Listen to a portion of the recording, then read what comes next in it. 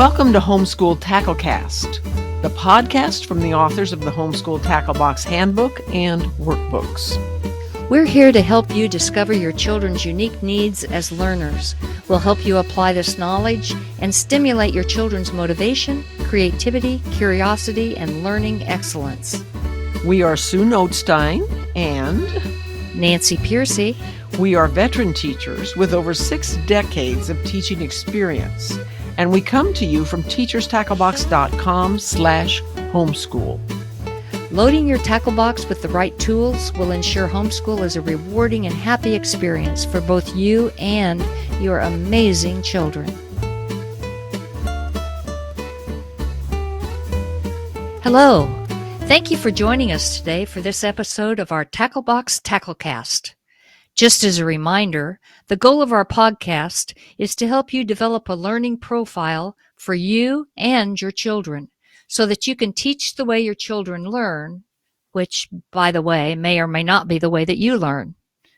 With that in mind, in our previous podcast, Sue and I talked about how you can identify problem-solving skills using what we call nibbler activities.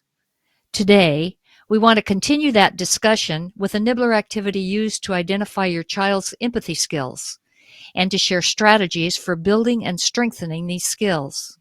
So you want to talk about the nibbler activities? Sure. The nibbler activities, remember, are fun activities that you and your child can do together, and all the time that you're doing it, you are observing your child and learning about their character traits. And that's what a nibbler is. And the new nibbler activity we're going to talk about today is called Tube and Marble. And this is a game that you play. If you have more than one child and you want to use all your kids in the game, that's great. Or if you're doing it with a larger group, when you meet with other homeschool children, that's good too. It can be done with a large group, or it can just be done with you, with the child and yourself, if it has to be. What it is you have a, you make a tube out of a toilet roll paper or a paper towel paper where you cut it in half. So you have an open tube, and then you have a marble, and then you set yourself back a distance, and way out a distance you put a can or a pail of some kind. Okay, the idea is that the first person in line puts the marble in their tube, and then they pass it to the next person in line, and they pass it by touching only the tubes, no fingers. So they have to roll that marble onto the other person's tube, and then the other person goes forward and does the same thing depending on how many you have. If it's just you and your own child, then when you're done, your child moves in front of you, and then you do it, and then you move in front of him. But anyway, you're headed towards that pail, and when you get there, you dump the marble in, and that's the win. However, if you ever drop the marble, then you have to start all over again. And so that's how the game is played. And those holders, if you use the short ones, like with the toilet paper, then everybody has the same size. You want them all to be alike, not to have one long one and one short one or something. So, and then again, this is a fun activity, and your kid will enjoy it. You will enjoy it. And at the time, you need to be observing your child so you can think about their life skills, and can help them improve with strategies and things that we're going to talk about. Now you will observe a lot of different things in this because of all the skills involved. But today we're just going to zero in on empathy, so that we can talk about strategies and show you how you can find out one thing about your child and really be able to help them. To start this, a good definition of empathy probably is a good idea. So empathy is the ability to understand another person's point of view, to recognize that other people think and feel differently than you do. Empathy is also understanding what someone else is feeling, or imagining how someone else is feeling, or what they might be thinking based on personal experience and education. So there are a lot of things that you're going to look for here. So you want to continue that? Yeah, yeah. You want to remember that definition as you observe your child in this activity. But there's some things you can look for and see if your child is struggling with empathy. For example, if your child is quick to criticize, here you are playing this game and he says, "You're not doing it right. You are tipping your holder and it's not working." Or maybe he's judgmental and says, "No, no, no. We need to do this. You're not helping here." And sometimes he blames others. He says, "So it's your fault. You dropped the marble. It's your fault that it fell, not mine. And now we have to start all over again." And another thing would be if they rejected others' solutions. If you're holding your holder a certain way, your tube a certain way, and he says, "I don't like the way you're holding your tube. You should hold your tube the way I hold my tube, and it will work better." So he's rejecting your solution. And then if he never, ever supports or encourages anybody, he never says, "Oh, good job," and tries to help them get along. If you see these things happening when you're playing this simple game, you know that your child has trouble with empathy. We need to help you. We hope to help you work with your child to improve empathy. Empathy can be taught, and it's not something that everybody picks up right away in their regular life. So, what are the strategies, Nancy? Why don't you share some strategies for helping the child? Right. There are several strategies you can use. And I think, like Sue said, you can help them. And I think a lot of people think that, you're just born with empathy or not. And you've either got it or you don't. But that's not true. You can improve and strengthen these character traits that you have. So, one thing that you can do to help your child, and they'll see that this is working, is that you, of course, are the role model. You know that's true with everything that you're trying to teach your child. They're watching you all the time. They're listening to you all the time, and you see them parroting you and in things. And sometimes you're not very happy that they're parroting something that you didn't mean for them to pick up. So you have to be careful with that, of course. But in empathy, when you show them empathy or other people around you empathy, they're going to see that. And they're not going to identify it as empathy, but they're going to internalize it as empathy. So being a good role model is really, really important. You know, when you're addressing your child's needs, and sometimes you think, "Oh, come on, why are you crying? Why are you doing this? Why are you doing that?" But if you think in terms of needs, why are they? They're not just being a brat. What they're doing is they've got a problem. They've got something to deal with something. And so thinking about that as needs and then being empathetic and understanding what the needs are is really important. And again, they're going to be learning from you that you're not just shutting them down, but you are actually interested and want to know what's going on. A good way to do this is through active listening, and we're going to do more on our podcast talking about communication. But real quickly, reflective listening is when you're listening carefully to your child, and instead of immediately telling them what you think or whatever, or that it's going to be okay, don't worry about it, you just parrot back what they said to you so that they can hear what they're saying, and then they will correct that, or they'll say, "Yeah, that's what I'm thinking." And you keep reflecting back until you're for sure that they have been able to say everything that they wanted to say, and they will really feel listened to and understood. And of course, that is empathy. The third thing that's truly important, defer judgment. When your child is telling you something, don't jump in and parrot. "Oh, you shouldn't do that. Oh, that's dangerous. You don't want to think that way." You just shut them down when you say that sort of thing. So be really careful to be quiet, even though they're saying things that alarm you. Give them a chance to think all the way through on what they're saying. And more often than not, they're going to come around to the way you're thinking, but they just have to process all of that. And that will be really helpful for them. And they will see that you are being empathetic and understanding and value what they're saying. So those are good strategies that are going to be helpful.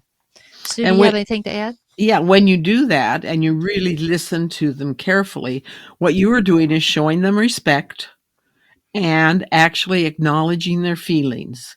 And that's very, very important. That's very important to us as adults, you know. And so, if you do that and actually empathize with them when they have needs, you're going to really improve your connection with that child, because they will understand you respect them, and they will understand that you are acknowledging their feelings.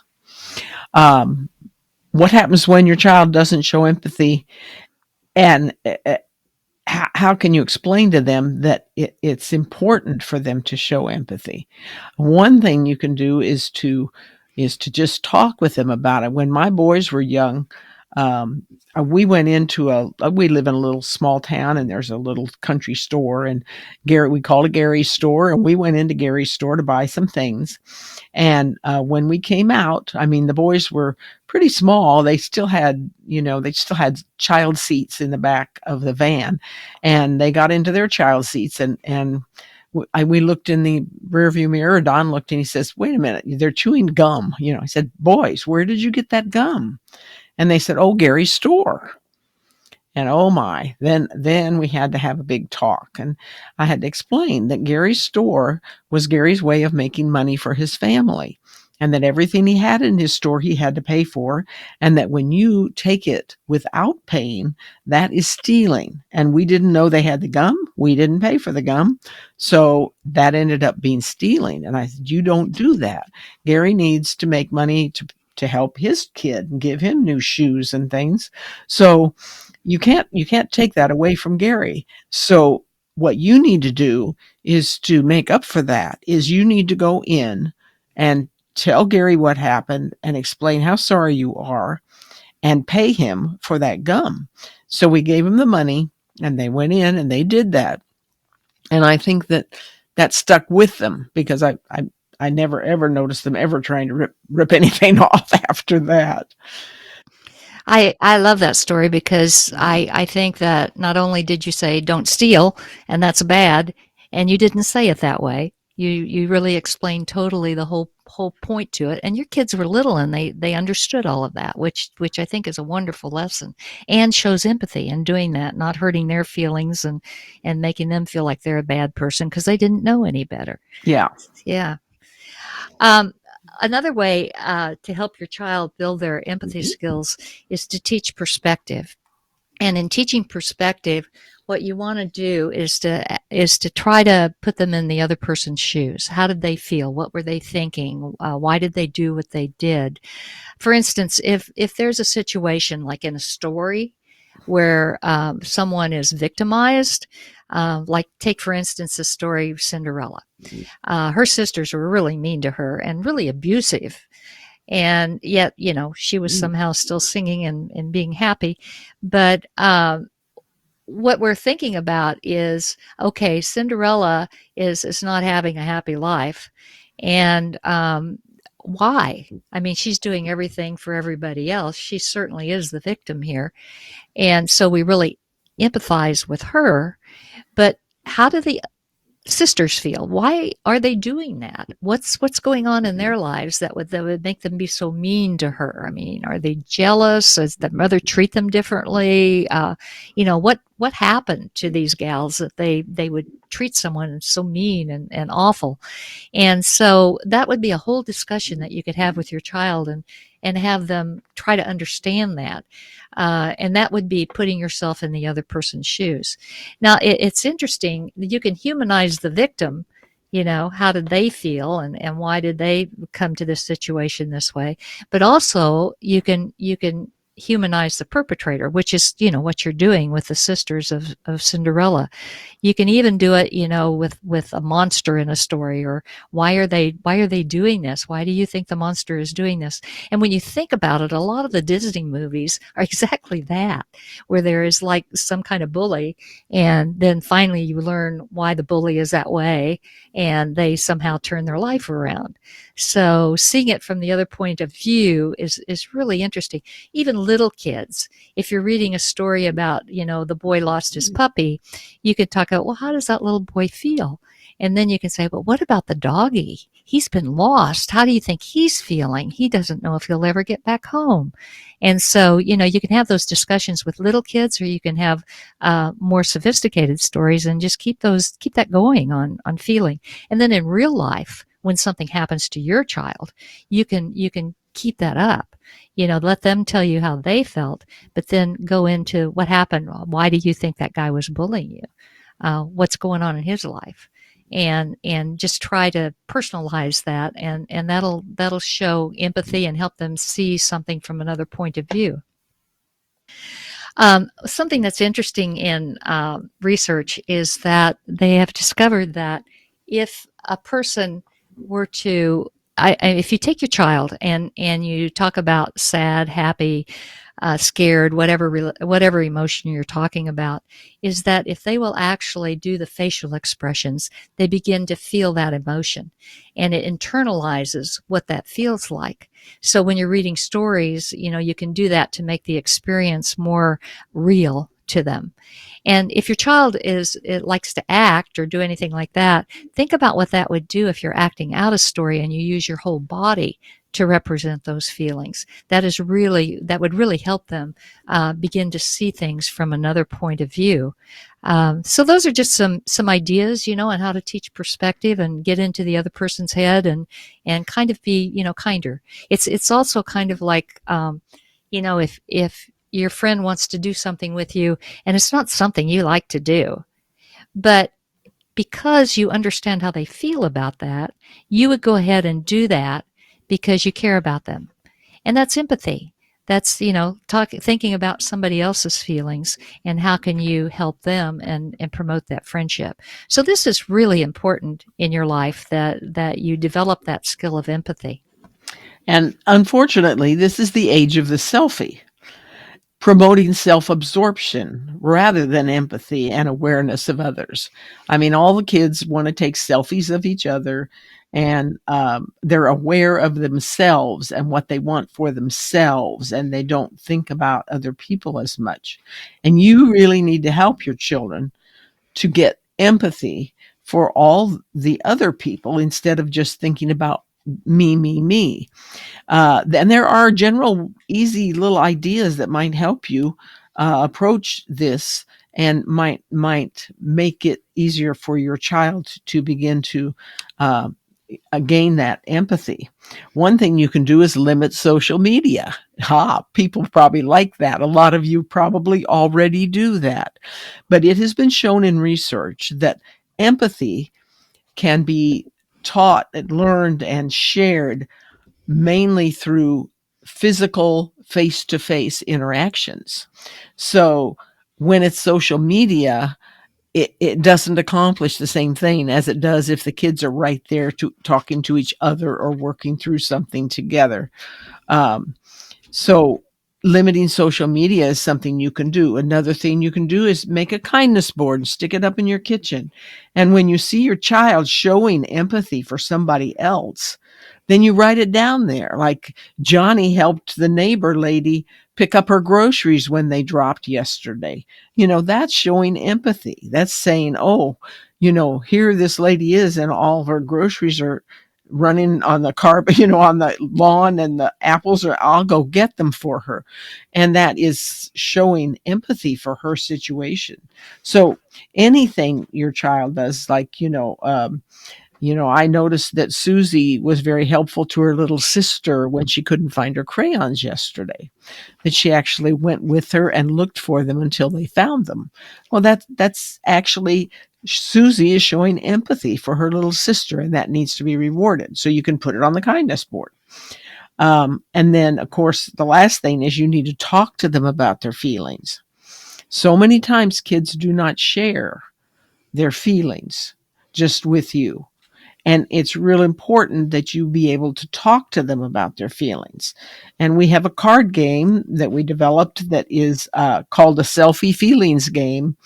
And it's a game that allows the kids to feel more free about sharing their feelings. So, Nancy? Yeah, the feeling game is designed to play like Old Meg, Concentration, or Go Fish. You can play any of those games with it. It's 10 pairs of cards, and they offer contrasts. For instance, school's good, school's tough, happy, sad, safe, scared, favorite adult, least favorite adult, friends, no friends. And so when you get a pair of cards, you lay it down, and that's when you talk about that feeling. And what goes along with this are prompts. We've for each of the pairs, we've given you ideas of questions to lead a discussion. An example, let's just take friends, no friends.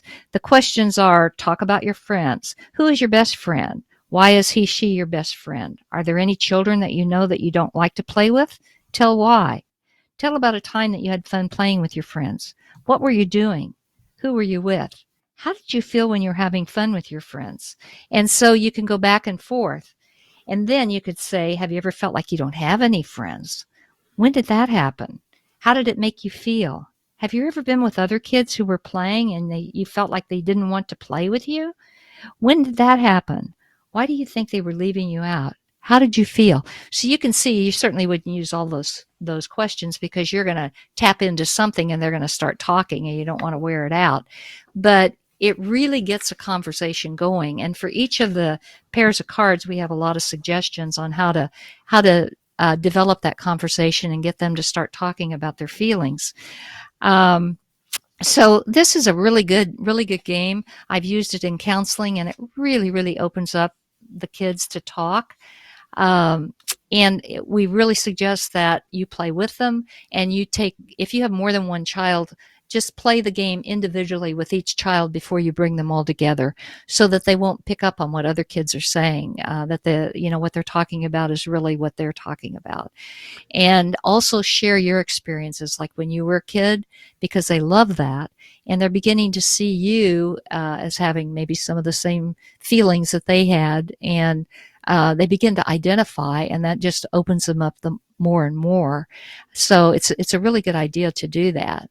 I played this game with my granddaughters, and it really worked. It was just amazing. We would just go along, and all of a sudden they would say something that totally surprised me that I didn't know anything about, and I didn't realize they were feeling that way. So you learn a lot when you listen to your children when they play this game. And you may learn some things you'd rather not learn, but it's really healthy to do that and to get them talking. So it's Well, really fun. and you know that if a child is going through something like, I don't know what's going on in the family, but if you have a situation in your family that would affect the children, like a lot of families, are dealing with divorce or with death, or there's a lot of things that go on that affect a child. And so once you start you playing this game, you would be surprised. They usually talk about what's on their mind, no matter what card they get. It's going to come up. And the fact that they forget that they're playing a game and they're just being open and honest, you'll be amazed at what you learn and what kind of conversations you can have. And this is in the book. All the cards are there. You can cut them out and use them, and it's just really good for conversation and developing empathy and understanding in your family. I think we need to address why are we talking about empathy, and what does empathy have to do with learning? Empathy is a life skill, and it can be taught, it can be improved. And the reason you want to work on something like empathy is that when your child understands empathy, he is going to be a lot easier to work with in the classroom. If all the children in your classroom understood empathy, think of how much less difficult the classroom would be. No teacher is teaching the brain alone. You are not just sending math, reading, science to that brain, but you are teaching the whole child. And this whole child needs to know that out in the world, having empathy is definitely a positive thing. Research has shown that people who have strong empathy skills are often seen as leaders by their peers. And this is because they make other people feel valued because they do have empathy. And they will take time to listen and take ideas of other people seriously. And when they do that, they gain the trust of those people and the respect of those people. And pretty soon the people want them to be the leader.